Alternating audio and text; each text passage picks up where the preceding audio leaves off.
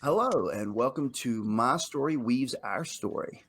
This is a virtual diversity panel that was created to represent and reflect the unique experiences, perspectives, and viewpoints of the people and the communities who live here. This series will serve as a place for people from different populations within our community to make their voices heard and to give others the opportunity to learn from their perspectives. Panelists, thank you all so much for being here. This is actually our, let's see, third episode. And this evening, we will be focusing on the African American community. These guys carved out time in their evening to join us.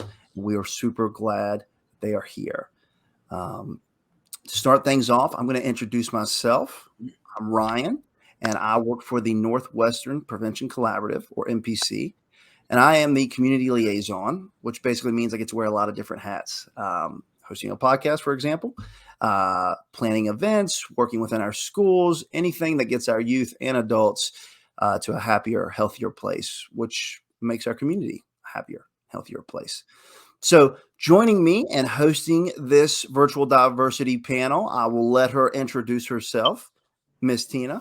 Yes, this is Tina, founder of I'm Just Me Movement. It's a nonprofit organization that has a mission to strengthen youth, families, and communities through mentorship, education, training, and positive development, and also community collaborations.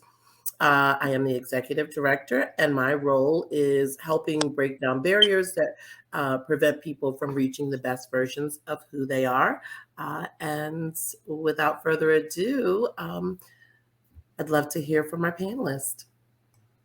Now, I do have to cut in really quick, Tina, because I know our panelists will try and escape without an interesting fact. And we can't allow that. So, panelists, if you wouldn't mind to introduce yourself just with your name and then one interesting fact about you. And don't worry, Tina will also have to do this too. So, we are going to start. All right, Rodney, I'm looking at you. You just look ready to go. I'm Rodney Colbert. One interesting fact. I love making music. Very cool, Rodney. I did not know that, but now when we need a musician in the future, I know who to call. Moving right along, Deangelo, if you wouldn't mind to introduce yourself. Absolutely. My name is Deangelo Wynn, and I guess an interesting fact would be I had a pet raccoon. Raised her from about a week old till she was 2.5 years old, and now she's off living her raccoon life. She's the pet for a wildlife rehabilitative group here in Nova. So I raised her from a week and a half till she was 2 years old. Deangelo, that is so cool. That is an interesting fact. I mean, that's really interesting. So her name was Rona. We found her doing coronavirus, so Rona was her name. That's really funny. Well, hey, Deangelo, thank you for being here and sharing your awesome story about Rona, the raccoon. Moving right along, Bimine, looking at you, if you wouldn't mind to introduce yourself. Sure. My name is Bimine Piaro. I go by she, her pronouns. And I am introducing myself. I'm calling in from Winchester, Virginia, which according to the native land map is the ancestral homes of the Masawamek and Monahoac peoples. So I always like to honor that. And I am a new business owner of the Wholeness Center, which is a life coaching business. I also work virtually in DC. I'm probably the newest member of the Winchester community here on the call. And an interesting thing about me is since 2017, I have been to 2 10-day silent retreat meditations where I got to be silent for 10 whole days, and it was amazing. Wow. Okay, first of all, I need to make a new rule about interesting facts that the panelists can't have too interesting of facts because then it makes the host look not interesting. Moving right along, Bimine, thank you so much for being here. That's really, really interesting. Super cool. Glad to have you here. Rosalind, if you wouldn't mind to introduce yourself. Hi, everybody. I'm Rosalind Ella, known in this area more by Ella Honesty. And let's see, an interesting fact about me is that I am a fabriholic. What does that mean? That just means that I can do anything with a piece of fabric. From one day you see it, it's a tablecloth. The next day you see it, it's a sarong around me out in the street. So I love fabric. And I love it because the way it's woven tightly, and you can do many things with it. That's a little bit about me. Bonus points are awarded for using woven. Thank you very much. And very cool. I will say that you all are volunteering yourselves for many different projects in the future. So now, Miss Tina, of course, you don't get to escape without introducing yourself. I know you have a little bit, but we definitely want to hear an interesting fact. Interesting fact is when I was in high school, all of the girly girl trades were taken, and I got to be with all the guys in a woodworking and also small engine repairs. So I can fix lawnmowers, I can change a tire, I can use a sandblaster, and once I get enrolled into the class, all the girls wanted to switch their elective. So, anywho, I'm a girly girl underneath, but I've got a rough exterior and I can change a tire without help. Hope you guys are writing these down, okay, in case you need stuff again. Well, I guess last but hopefully not least, I am Ryan. I'm joining Tina to host this tonight. And I guess one interesting fact about me, I have slept inside of the United States Capitol in a stairwell and the rotunda and a couple other places. So interesting times. I feel like you have to provide some context there, particularly after the January 6th thing. Good point. So I was there after January 6th. So I am a soldier in the Army National Guard, and my unit was called up to DC, where we got to try out all the different rooms to sleep at in the Capitol. And overall, I would give it a 2-star rating on Yelp. Those concrete floors aren't great. But, well, hey, so you all have done a great job introducing yourself. Great hearing some of those interesting facts. And I guess what I'd like to do now is we're going to switch our order. We're going to start with you, Rosalind. And if you wouldn't mind to, keep you on your toes a little, to give basically just a brief biography. I know that it is a large ask for you all to cram your life story in like 4 minutes, right?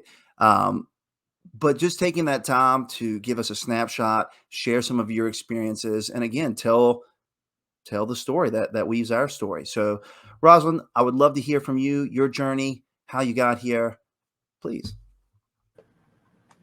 All right. Well, it's very nice to be here. I was born and raised in Frederick County, and actually went to schools in Frederick County.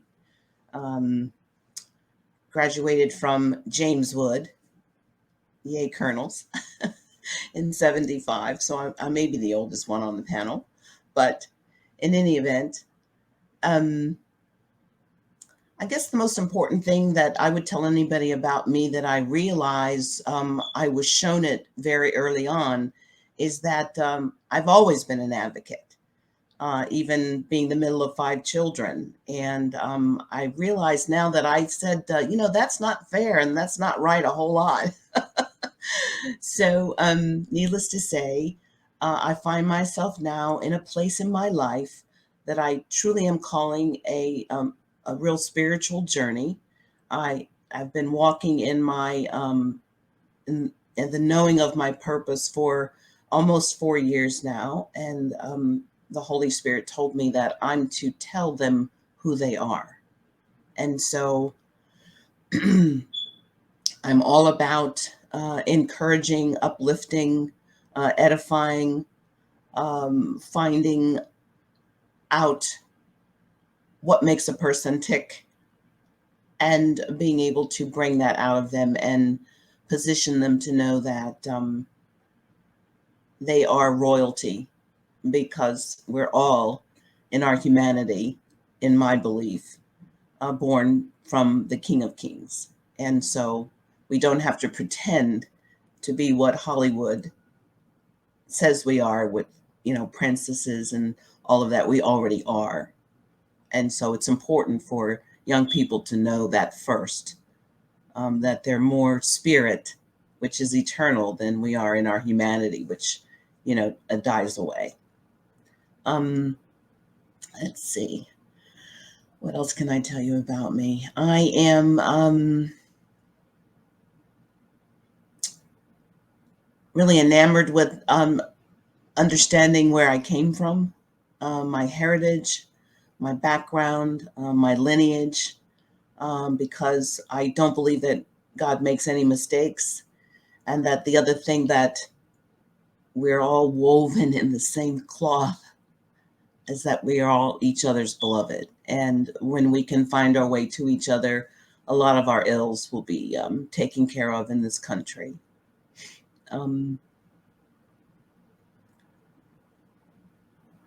I just am a person that wants the best quality of life for everyone.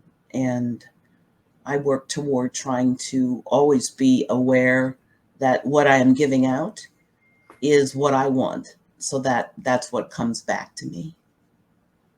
I think that's pretty good for right now. I think that was great, Rosalind. Thank you. Thank you so much. And it's very difficult to have a community without unity, right? So thank you for sharing that. And that was really positive, uplifting. So Bimini, if you wouldn't mind to share your story a little bit, again, what kind of brought you here, some of your unique experiences, thoughts, I'll turn it over to you. Sure. So I am originally from Nigeria. I was born and raised in a village in Nigeria to the age of 9. And then I lived in Togo, which is another West African country, to the age of 11. And then I moved to Decatur, Georgia, and lived in Georgia off and on until 2019, when I moved to Virginia. And I moved to Winchester actually in November of 2020, so very recently. And I moved here after kind of landing a remote job that I could do from anywhere. And my sister had already moved here just a few months earlier. So I said, oh, well, let me go where she is. And so now she's my neighbor, and that's very, very awesome. See, what can I share? So I guess the way I would describe kind of what category I fit in currently, obviously, to those of you who can see me, I'm a Black woman. I also consider myself a younger adult, professional, and probably highly educated, and now a business owner. And I say all of that because I think that there are, you know, certain like needs that come with that when you live in places that I'm sure we'll get into later. What else about me? I love mindfulness. I love to meditate. In the process of becoming a certified yoga instructor, and as I say, I belong to various meditation communities, and love it when I can go on meditation retreats. And much like Ella and Tina, I also very much believe that we're all exactly who we're supposed to be. We're all is well with us, and we need to co-create a space where people can show up exactly as they are and be their whole selves. And that's also my mission in life, is to just help people truly reconnect with their worthiness and to thrive. Thank you. Very well said, Bimini, and thank you so much. It's definitely great to have you here and hear your unique perspectives. It's just crazy to think about that whole journey, and here you landed on our show. So that's really exciting. All right, Deangelo, I'm looking at you. You look ready to go. So, All right. On. Absolutely. It was great hearing from Bimini and both Rosalind. It's such a small world, Bimini. I grew up in Carrollton, Georgia. So when you said Decatur, I was like, I know exactly where that is. Exactly. Was right outside of Douglasville and Villa Rica, which you probably have heard those names before. But without further ado, my name's Deangelo Wynn. I grew up, as I just stated, in Carrollton, Georgia. I found the Winchester area by a total mistake that I often like to say was divine intervention. I did 9.5 years in the Navy, and I was medically retired. I medically retired due to some physical injuries, but also some mental injuries as well. I suffered from PTSD and bipolar disorder. So when I was medically retired, that first year, I experienced some homelessness. I experienced some struggle. I experienced some depression. And the VA was trying to get me back into school. And they're like, "There's a great community and a vet-focused school you'll love." Well, the virtual assistant with the VA didn't realize that su.edu was a purchased domain from Shenandoah and not Syracuse. So I ended up coming to Shenandoah University instead of Syracuse University for a tour, and fell in love with the community. I absolutely love the area. I fell in love with the school. I completed my undergraduate there in the business school. I went on to complete my MBA there. I was the SGA president, the president of the Student Veterans Association. I also served as a congressional intern for Jennifer Wexton, and I'm currently completing my PhD in organizational leadership from the School of College of Arts and Sciences at Shenandoah University, where my study is tackling the breaking the cycle of intergenerational trauma. That ties back into my background as well, because I'm the oldest of a large family. I mean, my mom had a ton of kids, and it was a broken family as well. She's currently serving time in prison. And so it was interesting for me, as somebody who always had a passion for passions, someone who always was in a big brother role, someone who always had to put myself second. I've always wanted to try and find out, how am I so much different than my siblings? Why are they recidivist, if you will, to our family trauma or our generational trauma? Most people will call it generational curses. So how are they recidivist, and what made me break it? So that's what I want to look at now. And that's kind of what I'm studying and looking at through my doctoral studies. Again, I won't take up too much more time, but that's kind of who I am in a nutshell. I enjoy helping people. I have a passion for passions. I know I currently have worked federal service. Again, like I said, I work congressionally. I'm now working for Amazon and pursuing a potential opportunity with Google. And also will be teaching in the fall at Shenandoah University's Business School. So I'm always on the move, always busy, but I like it that way. But I'm sure we'll be able to go into a little bit more later in the discussion, but that's kind of me. And I did that in, boom, 4 minutes and 1 second. Deangelo, that's incredible, man. I mean, first of all, I mean, congratulations. So thank you for being here, and man, just congratulations on all the cool stuff that you've made happen. So, all right, Rodney, I'm looking at you, buddy. If you don't mind to finish us off here. Hey, everyone. I'm Rodney Colbert. I was born in North Carolina, grew up in Northern Virginia area. And now we come to Winchester. We adopted our sibling, Tina's sibling group from her sister. So we looking for a place to stay, place to go, and we found Winchester. You know, it was either Culpeper or someone else like, nah, let's stay on the Route 7 side of things. So we ended up in Winchester. And since being here in Winchester, definitely just the development of the kids. Just like Deangelo was saying, you know, I come from that trauma background. You know, my mother spent many years in prison. I mean, and things like that. People don't realize that even me in my freshman year, people don't know that I was actually at home by myself with my siblings, serving time in prison. You know, just having the help of some trusted adults. We actually stayed in that house by ourselves for that whole entire school year. So just the understand like how that I come to be who I am. I think the thing that shaped me was being raised by my grandma and my mom, learning from different aspects of life and trying to get those things back to a younger generation. You know, especially in the Black community, because it's such a struggle. It's such a stigmas that are there. And how do we break those things? And sometimes I wonder, like, like Deandra was saying, like, how did I get out of that? How did I adjust? And my and so many people didn't or haven't adjusted to certain things in life. So just wanted to give back, and that's my story, and that's my passion, and something that I carry with me. Like my grandma always say, as the world turns, be a part of it, because no matter what, the world's going to turn, and you just have to be in it and have to turn with it. So everybody see a smile on my face because, hey, I got up today and I can do this, and I'm happy to be here. Well, and I'd like to personally attest. I had the privilege of working with Rodney, and just a top-notch human being and a great guy to be around. So, Rodney, thank you for all the work that you do in our area and all the work that I get to see. And thank you for being here tonight. And a big thank you to everyone for sharing a little bit more about your biographies and delving into your story a little bit there.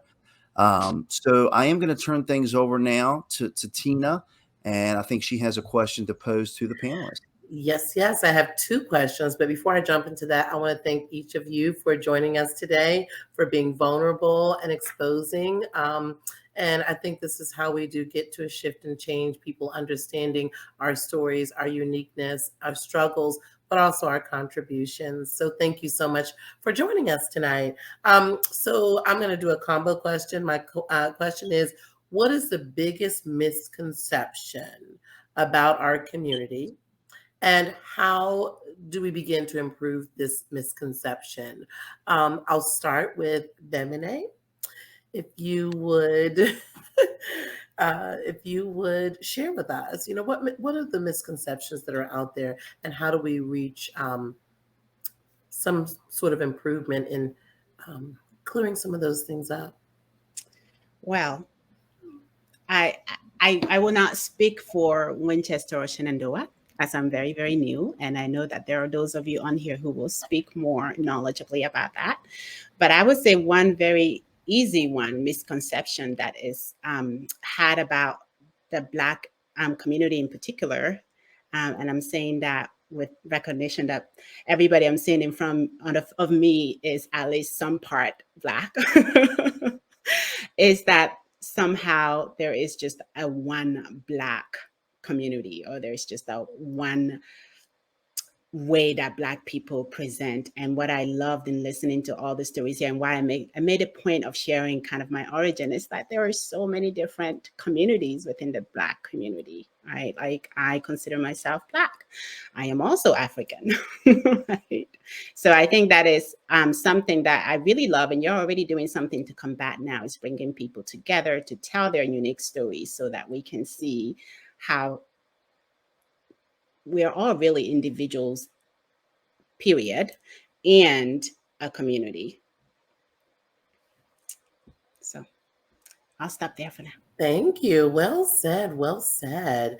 Deangelo, any misconceptions? And I want to keep it real here, because we are going to have people that will hear this, and maybe there are some things that they weren't on the radar, that they weren't aware of, that they do or say that may be hurtful, offending, and so any misconceptions that you are aware of, and how do we reach clarity? Well, that's a great question, and I think if we find the answer to that, we will we'll not only help a whole lot of folks, but we'll be able to rake in a whole lot of money to help a whole lot more folks. But I think a misconception in our community, and I'm glad Bemine mentioned we're not monolithic. Because you often hear that oftentimes, the Black community. Well, what is that? So there are multiple communities it makes up. But if I could just speak to a misconception that I see all the time, it particularly I saw it in myself, and it took me a while to figure it out, and I still see it in a lot of other of my friends who happen to look like me, is that and Rodney kind of hit on it as well, we take on this heavy load. I don't want to call it burden, but this heavy load and this duty to take care of everybody around us. Because oftentimes when we've come from a family of trauma or a family that was broken, we were subject to that role. So we forget how to take care of ourselves. We never find ourselves. We never get to know ourselves. I like to put it this way. A lot of times people don't become who they want to be because they're too attached to who they've always been. And I'll say it again. A lot of times people don't become who they want to be is because they're attached to who they've always been. You hear it all the time. Well, my family's always that way. I've always done it this way. We've always done it that way. Well, if that's working for you, keep on doing it that way. But for me, it wasn't working for me. I had hit, as I told you earlier, my proverbial version of rock bottom. And I knew that there was nowhere for me to go. So I was willing to let go of everyone and everybody. I was willing to say, you know what? I have to take care of me. And it took me doing that. It took me knowing that I had to find myself, teach myself, learn myself for myself. And until I was able to do that, I really wasn't that valuable to my community. I'm much more valuable to my community now.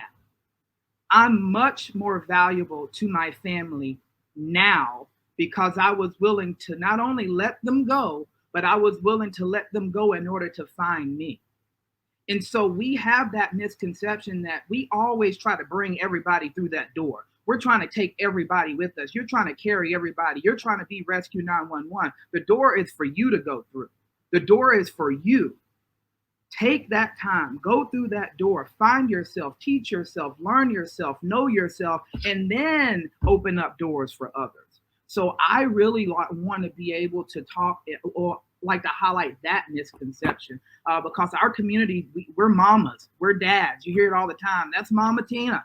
That's Daddy Rodney. That's D's like our dad at the school. And we're so always wrapping our arms around everybody else that we forget to give the person, our own self, that biggest hug. So yeah.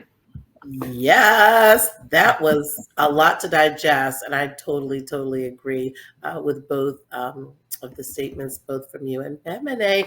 Rodney, would you like to share a misconception, and how do we get towards clarity or clearing up some of those misconceptions? I would say the biggest, I think, mental health, since we are in the mental health month. Awareness, I think, especially in the Black community, a lot of things that kind of goes on, we don't really recognize those things. We like now, I kind of see those things now, but just looking back, how those things weren't even recognized, weren't even kind of acknowledged. It's either get up or, wipe your tears away, get up. You're not heard, or you can't have those types of feelings or those type of things. Like, I think sometimes those become the misconception for when it comes to mental health. And just, I think, like what Deangelo said, as far as like, sometimes you walk through a door, it's like you're trying to represent so many people other than yourself. So you never understand that you're really just a representative of some kind, but don't know what you're representing. And especially in the community. I know that you have a lot of different things that are going on in the schools, but the first thing for me is I had to learn me, and it's hard to figure out me when I don't know so much about history and what history is displaying, because I think the misconceptions that we have in our community is we put images and put things out there that doesn't really speak to the whole history, the values, the morals that we, values, the morals that we have. I heard a lot through grandma's generation when they were around, but those things are like slowly kind of slipping out your hands, kind of slipping away. And it's kind of like you're losing yourself, almost nearly becoming invisible. So those are kind of some of the misconceptions, I think, that even as the Black community, I was telling Ella all the time, sometimes we need a Black community meeting. Because we all come from so many different places. Like Bemini said, we come from different places, and we all sometimes in different places. But sometimes, to be a community, we have to find a way. How can we weave that together, come together, so that way we can actually become a more healthy community as a whole? Because my grandma always said, one Black person do this, not all Black people, or one white person do this, not all white people. My grandma, first thing she would tell me, Rodney, never paint a person with the same brush, because every one of us is different. We're individuals. So I think, some of those misconceptions, is especially with the mental health and how people we are portraying ourselves, and how do we represent ourselves. Thank you very, very much. Well said. Ella, misconceptions, and how do we get towards, improving these misconceptions? Wow. Well, I would say that for me, the biggest misconception about this community is the same misconception about this country. And it is that we're not one nation under God, indivisible, with liberty and justice for all. So we can declare it all we want. But if we're not working toward that, and we don't see each other's as each other's and equal, then the only thing that can really bring us through is to be truthful to ourselves, to our families, to our friends,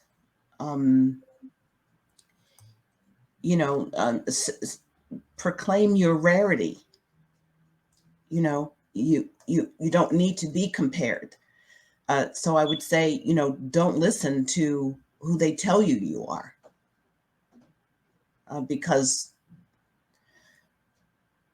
in the context of, as Deangelo said, taking care, that we've forgotten how to take care.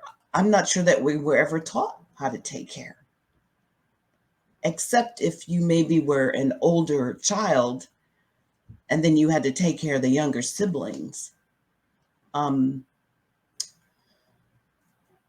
So how do we get to where we need to be? Is to tell the damn truth.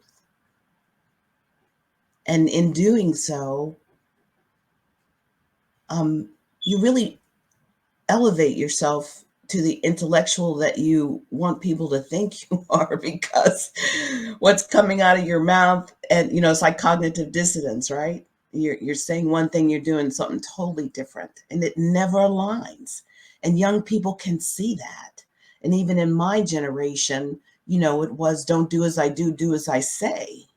Well, what does that mean? Because what we build on, what's necessary, are relationships, and relationships come from trust being built. And so if we take something as innocent as Santa Claus, well, that's a lie. Oh, but it's such a big lie, and it encompasses so much. And then when you realize that there's no Santa Claus, then it's like, well, what else have you been lying to me about? Because it was so perfect and so wrong and so away from our spiritual self. And so I think that how we can begin to improve is to show in our educating of our children and ourselves how we are operating in this world, but not of it. It's really important for young people to know as soon as possible about their spiritual selves, because when the thief comes to kill, steal, and destroy in the embodiment of your authority figures, and you have no knowledge that you can cry out for help, then that gets suppressed way down, just suppressed. And then you grow into of age, but then you're an adult walking around making decisions from a broken child spirit that never self-corrects that way. And then we wonder, well, what's wrong with the person? Well, what's wrong with the person is that, the 6 degrees of separation to just deal. It's like seeing you if you're down in the water, in the ocean, and you're trying to get up, and as you get closer and closer, you can see the light, but then you don't see this net that every time you try to stroke up, it's like you can't get past the net. And the net has so many manifestations that it's no wonder many young people want to give up, you know. Could I also, and I know I don't want to take too much time, but both Rodney and Rosalind, I think, hit on things that were pretty important. And I highlighted another, I think, misconception in our community that has kind of been bred due to a lack of history, and it's competitiveness. And as I sit here and I think about it, because we have to, it's always, it's pushing that what I do isn't good enough. Being the first African American, we're always, I feel like we're always juxtaposing and competing with one another. And where there is no enemy, we find enemy. We end up putting each other into these competitive buckets rather than these buckets to lift one another and assist one another. And again, going back to Rosalind's point, I mean, it takes history to know that. I don't want to be confrontational, I don't want to be controversial, but it takes knowing the slave mentality, knowing the Jim Crow mentality, knowing the nuances and how they trained slaves to think. There was competition even then there. And I look at that in the micro, and then I look at it in the macro. And you see it still today. I see it now. I have individuals who they're so neck and neck. They're missing out on their blessing because they're too caught up on trying to compete with me. This isn't a competition. Be the best you.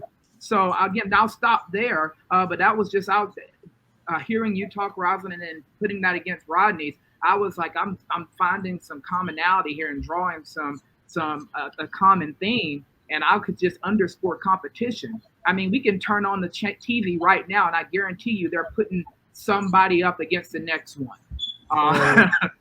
Yeah, and with that being said, I think also, and then we'll move on. This is such great conversation. You guys are great panelists. Thank you so much for your insight. I'll say that there's a misconception that we started as slaves. And we did not. We came from kings and queens and riches and a rich history. These are all things we were enslaved, but we were so much before that. And I think there's a misconception, that young people don't go far back, and some of the history books don't reflect.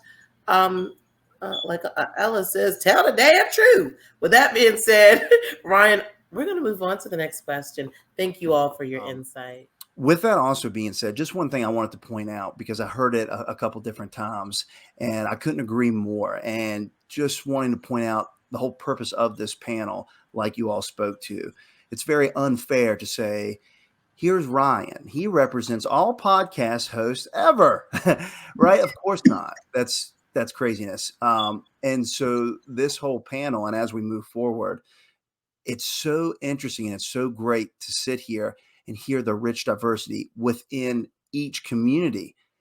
As Bimini pointed out earlier, we are all individuals, right? And there's really something wonderful to be said for that. With that being said, and you all started to touch on this a little bit, I kind of want to move forward. How do you all think, as businesses, individuals, and even as a community, how do we begin to build that atmosphere that feels a little more inclusive and welcoming of everyone? I know you all mentioned earlier about, hey, telling the truth, which I think is super important as well. But again, how do we extend that branch to say, hey, we want you here to everyone?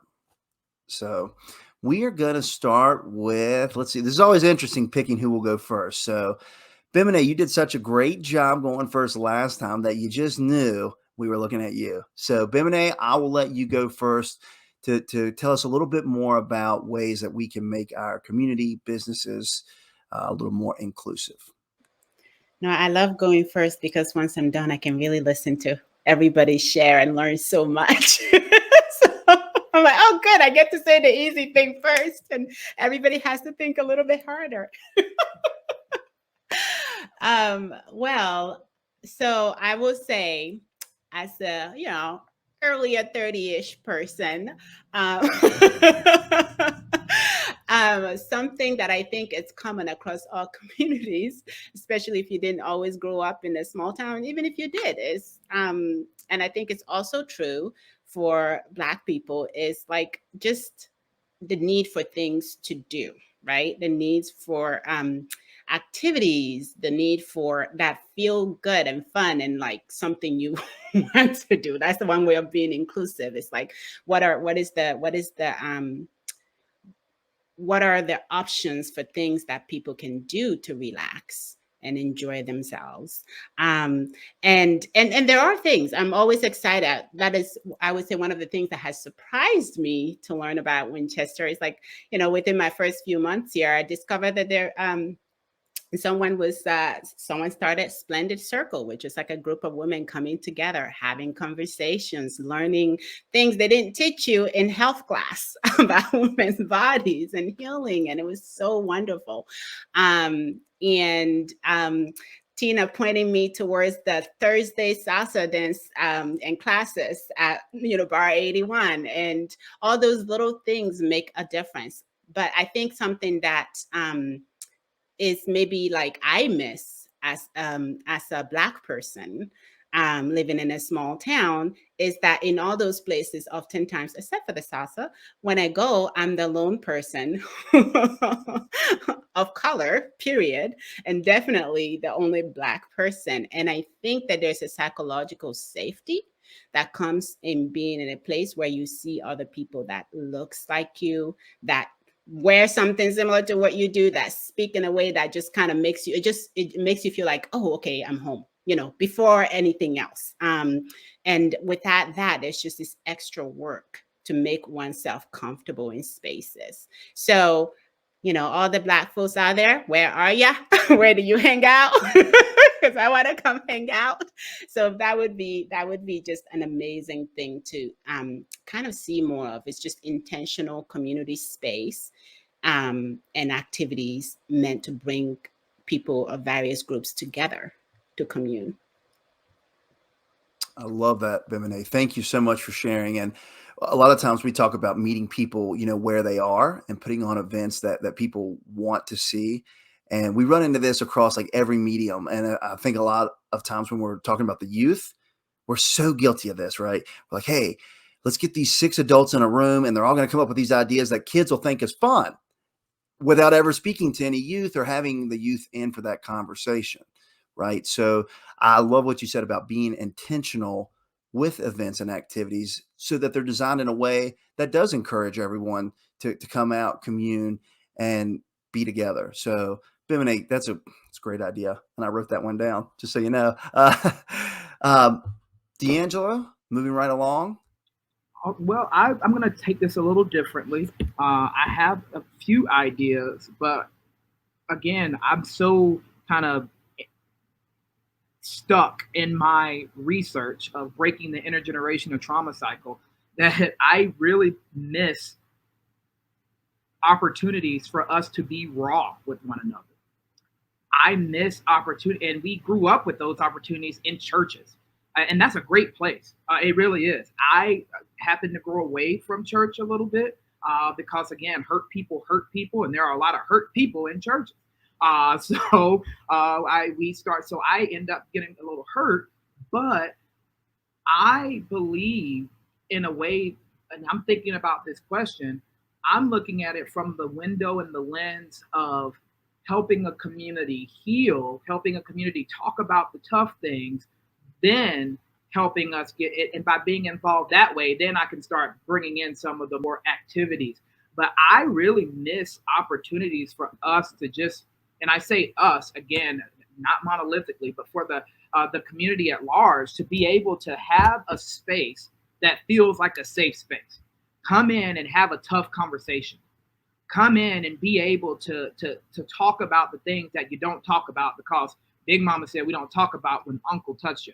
Or Big Mama said we don't talk about when your cousin did this, but we have to be able to run into those tough conversations rather than running away from them. So I really think you develop a healthy community when you have healthy communication. because we can start having fun, and I love it. I'm a Zumba instructor. I'm a dance party instructor. I'm a cheerleading coach. I teach gymnastics. I'm all about having He jumps from airplanes. I skydive at Skydive Shenandoah on the weekends where I'm the manifest manager. I'm all about the thrill. I love having fun. But I noticed in just people across the board, not just our community, but communities at large, is that we run away from difficult conversations. And not only do we run away from them, we're taught not to run to them. So I really believe that I think what we can do as a community, from business lens, from Demone talked about it earlier with the psychological safety. Well, there's psychological safety in us hiding our traumas. There's psychological safety in us not talking about what has hurt us.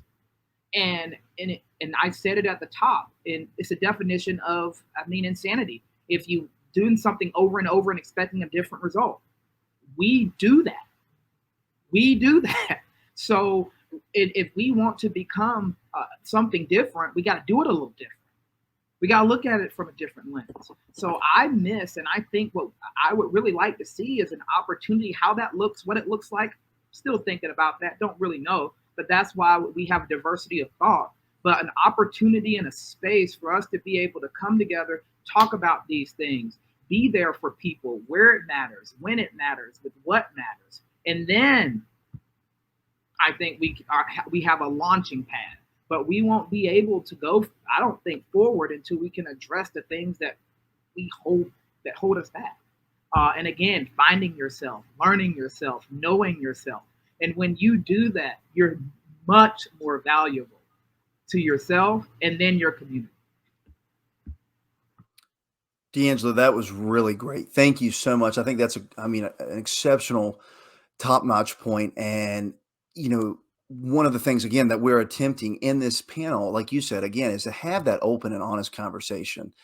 I'll tell you, we were all a little bit holding our breath in the first introductory panel when we're like, hey, we're going to bring all these different walks of life together in the same place at the same time. Are you sure? And what we were kind of holding our breath about is like, oh man. And there's this idea, hey, it's going to be volatile and it's going to be loud. Not at all. Not at all. We brought these people together. They had honest conversation and it was fantastic. So I agree with you, Deangelo, having that open conversation and providing that place. So sounds like we just have to brainstorm on how to facilitate that. And Rosalind, your question. Wow, so much has come up.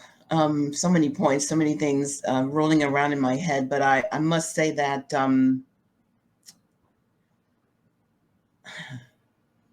everything starts with truth. We're not who they told us we are. I say, like Deangelo, let's go back to old school, because believe it or not, there was a false sense of, well, when we integrate, then you're going to be free, or when we free you, you're going to be free. And what does freedom look like? And what we had when we were polarized in slavery, Reconstruction, Jim Crow, if you will, was we had each other. Our collective backs were against the wall. And so then when the windows open up and it's time to fly away, then if you're not white like me, then how far are you going to get? Quickly, I'm a part, along with Tina and Rodney, in an organization called Coming to the Table. And it's all about linked descendants and realizing that Martin Luther King's dream of former slaves, descendants of slaves and enslavers come together for transformation, reconciliation, that is going on. And that's where the hard topics are discussed. And believe it or not, a safe place. Wow. Where's a safe place? Is it in your home? Maybe it's in the closet. Maybe it's in the bathtub. Where's the safe place? So one of the things that we can do in the community is to create just that, a safe place where, as Bimini says, you can really be who you are. Because as we had in our last Working Toward Healing committee we were all on, the three of us, I chose the topic of passing for white. But you're Black. You're not white.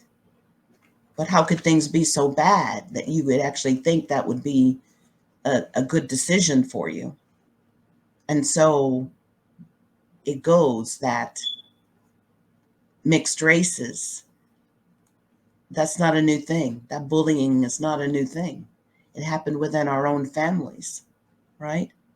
What was mulatto then is now, you know, actually you could see a picture of a promotion for Winchester with a Black man and a white woman skipping down the midtown, you know, arm in arm, with "uncommon to the core" as the tagline. And you could believe many things until you get down into the guts of things, down into the gut part that's covered up with so many veils. And what are we passing? Everybody's passing for something, right? A lot of passing of the truth. And so I think it's about being real and not trying to divide. Because you know what? When you have a restaurant, you just want somebody to fill a seat and eat and tell somebody else about how good it was. You don't care about what color the person was. So there's so many things that if we can just see each other as each other's, that's where we're going to make our way. I wanted to just jump in for 2 seconds to say that she's referencing the movie Passing, which is very, very touching. And if you guys haven't seen it, you should check it out. It brings a lot of perspective for challenges of people that are African American and even of mixed race as well. So, if I can add on, you know, I think that it's important to have the conversations about the different hues of African Americans as part of the hard conversation, because you know, it is time in this area to move past the Civil War, as what we talk about, and move into, okay, but how were we treated since then? And how has it even changed? Or has it changed? Or how has it morphed? Because you see, the one that comes to kill, steal, and destroy is very cunning about how we manifest. And we need to be aware of it. And we need to teach our children to be aware of it. There's a stranger because you don't know their name.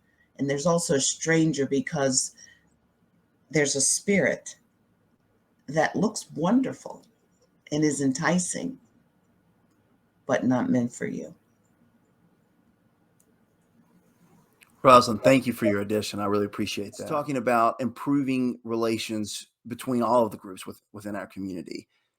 And my question for you personally, as an individual, what is your ultimate outcome? What does that look like to you? What is the ideal situation that you get up and you're like, hey, this is what I'd like to see within our community?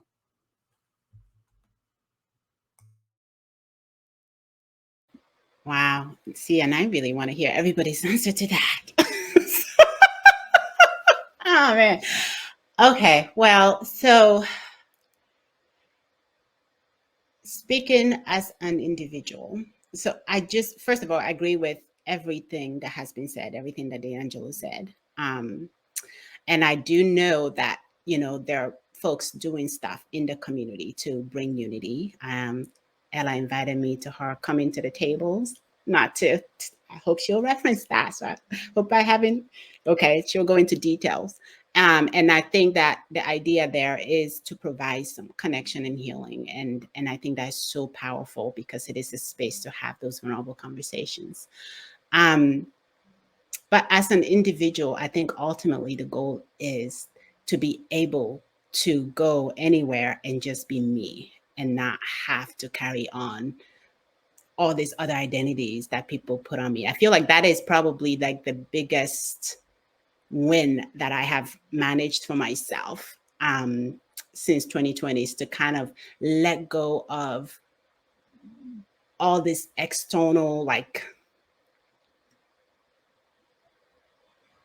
factors that I've internalized to be like my identity, but it's really what it's kind of labels and boxes that I've been learning since the moment I stepped foot in this country, right? And to just get to, I am me, and I can go wherever I want and do wherever I want, hang out with whoever I want, and you know what? I don't represent anyone, and anyone who thinks I do and decide to make judgment about other people based on that only limits themselves. That is their issue. That's their life. I am not going to alter my life to teach anyone else anything. And I know that that seems selfish, but I actually think that that's where we all want to get to, where we are allowed to really just be. So that's what that looks like to me. Well, Bimene, thank you so much for that answer. That was really great. Thank you so much for your time and being on this panel. My other prisoners, you're not so lucky. You're still stuck with me. But Bimene, thank you. I appreciate you. Basically, we're capping off our question here with you, and we're talking about how businesses and communities can really build that atmosphere to be a little bit more inclusive and more welcoming of others. Okay. I think that, like everybody was saying, I think that, we can build a lot, but it's right now it's like a lot of healing that needs to go on. It's a lot of trauma.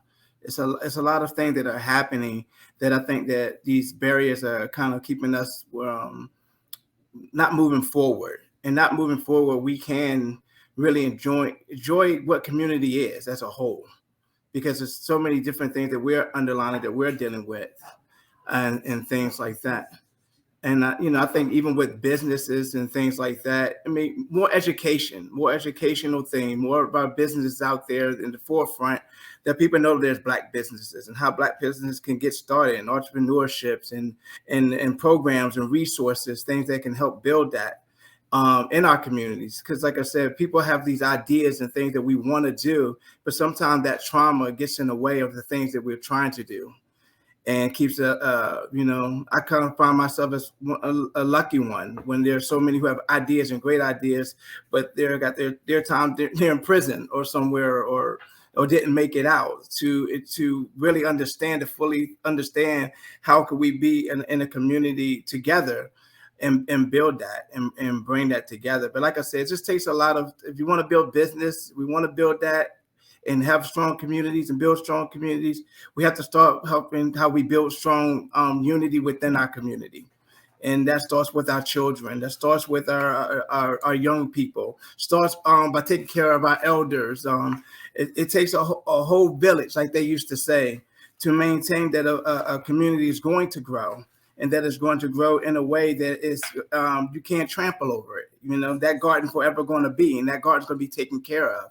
And we have to understand that, those resources that we can get it out there. Like it was told to me, sometimes, knowledge, just not power, information is. And we have to get the information to the right people. And once we do, could take care of ourselves and go back to our community. Because what I do hear a lot of in our community is people want to get out the community. I'm trying to leave, you know what I mean? Like, I'm trying to get up out of here. But we need to change that mindset to say, how can we go back and build? How can we go back and reconstruct things that we know that are not right, to build so it's stronger, so our businesses are stronger, so our business can compete compete in the community, and those things like that. And and build build the worth of the community. Because when you start building worth in the community, it brings value to people and wealth and those type of things like that we actually need. But like I said, it just takes a lot, and it's going to take a lot to heal what we have. But like I always said, my grandma said, you got to have that Black community meeting. We have to understand what is happening to us, what is going on. How can we bring solutions to these problems? And how can we build upon the things that we do know? Because there is a blueprint. We are here. We are here. We got here. We are here. So how can we continue to pave the roads to build, to make sure that we are going to leave a legacy behind? Because it's all about us leaving that legacy behind for other people to follow in that. And I think that we have to do a better job of that and make sure that we're leading in that way so we can grow businesses, we can grow our community as a whole. And that's going to, put everything that I think that we need to be. And that right there, hopefully, we can start dealing with some of the trauma and the underneath things, so that way we can start to grow. Because it's hard to grow when you're still having so much, the dirt ain't right or the soil ain't right, because you can't plant nothing there. We have to make sure we can dig that out so we can start putting the good soil things down there, so we can make sure that we're building for our communities, so we can grow and be the people we need to be for the people we need to be it for. So. Well said, Rodney. Thank you. Very well said. So, with that being said, oh my gosh, time is slipping away. I've had such a wonderful time enjoying our conversation, our feedback, our insight. We are down to the last wire here and to the last question. And this talks about improving relationships between the various groups within a community. takes time, but what should the ultimate outcome be? Oh, I want to go first. Be the ultimate outcome. Ella, what should the ultimate outcome be? And we know that it's going to take time. It may not happen today, tomorrow, next week, next month, even next year. But what should be the ultimate outcome? Tell them who they are. That's the ultimate outcome. It has to start from one's family. And family hurts are the biggest hurts. It's going to take time to forgive. Not to forget, but to forgive, so we can let go of the dis-ease in the body and in the mind. We need to hear our own stories. The civil rights leaders and those shoulders that children are listening to, that they stood on. What about your grandmothers? Your great, who were those people? What did they do? Laud them for surviving long enough for you to get here. Understand that the first strength, the first circle is the family circle. And that is where the one that comes to fill your mind with negative away from who you really are, that's where it starts. The Bible talks about binding the strong man. Okay. So we need to realize that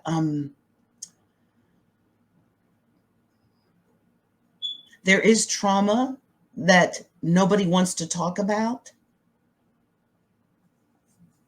But even the trauma of how we got here, many of us, of light complexion, that rape, that violence, even that has to be accepted, because that's our lineage.